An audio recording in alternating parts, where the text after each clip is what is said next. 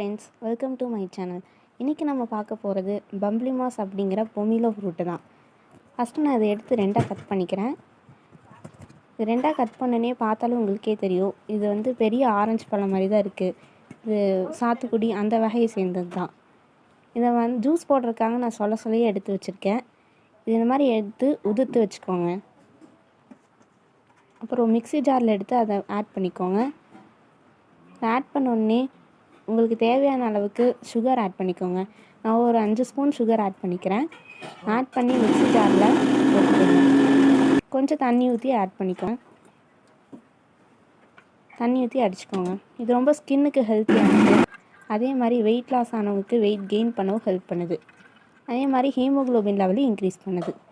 பாருங்கள், ஃப்ரெஷ்ஷான ஹெல்த்தியான பம்ப்ளி மாஸ் ஜூஸ் ரெடி ஆயிடுச்சு. நோயற்ற வாழ்வுக்கு உணவே மருந்து. நன்றி.